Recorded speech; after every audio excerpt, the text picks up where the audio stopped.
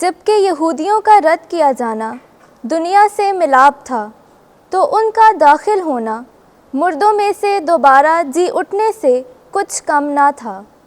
آج کے لیے ہماری پہلی تلاوت مقدس پولس رسول کا خط رومیوں کے نام 11واں باب، پہلی تا دوسری، 11ویں تا 12ویں اور 25ویں تا 29ویں آیت مقدسہ۔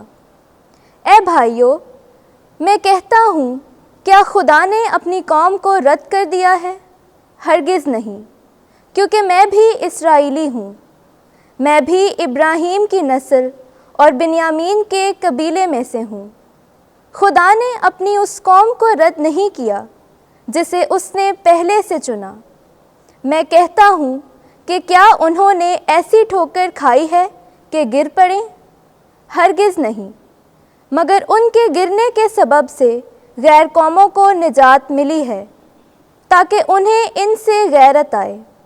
لیکن اگر ان کا گرنا دنیا کے لیے دولت کا باعث ہوا ہے اور ان کا گھٹنا غیر قوموں کے لیے فراوانی کا باعث ہوا ہے، تو ان کی کامل بڑھتی کتنی ہی زیادہ دولت کا باعث ہوگی۔ اے بھائیو، کہیں ایسا نہ ہو کہ تم اپنے آپ کو عقل مند سمجھ لو۔ اس لیے میں نہیں چاہتا کہ تم اس بھید سے ناواقف رہو کہ اسرائیل کا ایک حصہ سخت ہو گیا ہے، اس وقت تک کہ غیر قومیں کلیتاً داخل نہ ہوں، تب ہی تمام اسرائیل نجات پائے گا۔ چنانچہ لکھا ہے کہ فدیہ دہندہ صہیون سے نکلے گا اور بے دینی اور یعقوب سے دفع کرے گا، اور ان کے ساتھ میرا یہ عہد ہوگا، جب کہ میں ان کے گناہوں کو دور کر دوں گا۔ وہ تو انجیل کی نسبت تمہاری خاطر دشمن ٹھہرے ہیں، لیکن برگزیدگی کی نسبت باپ دادا کی خاطر پیارے ہیں، اس واسطے کہ خدا اپنی نعمتوں اور دعوتوں میں غیر متبدل ہے۔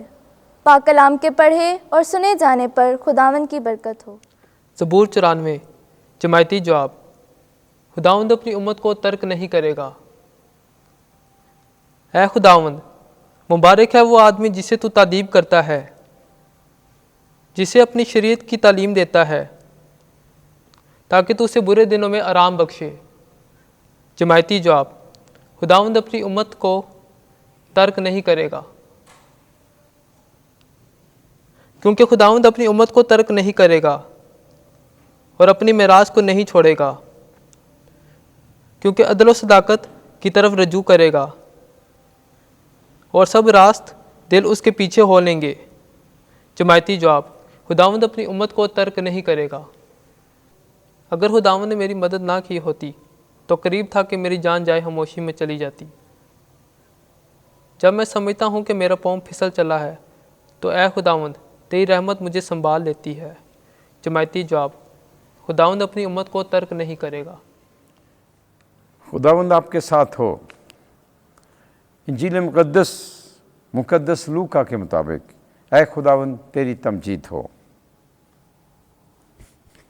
14واں باب، پہلی آیت اور پھر 7ویں آیت سے 11ویں آیت تک۔ جو اپنے آپ کو بڑا بنائے گا چھوٹا کیا جائے گا، اور جو کوئی اپنے آپ کو چھوٹا بنائے گا بڑا کیا جائے گا۔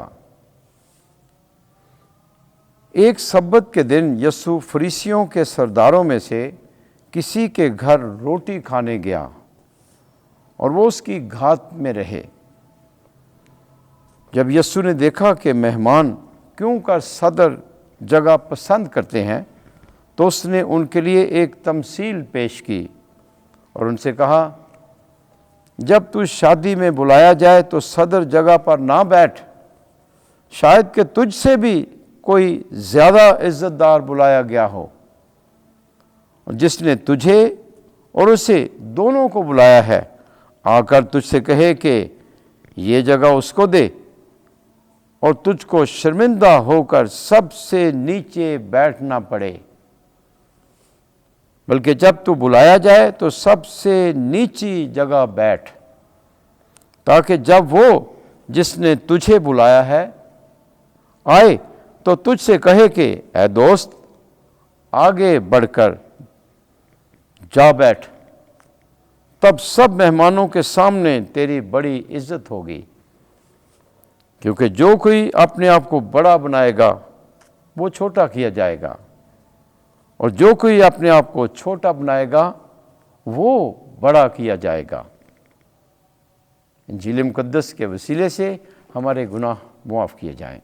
ऐ मसीह तेरी सताइश हो।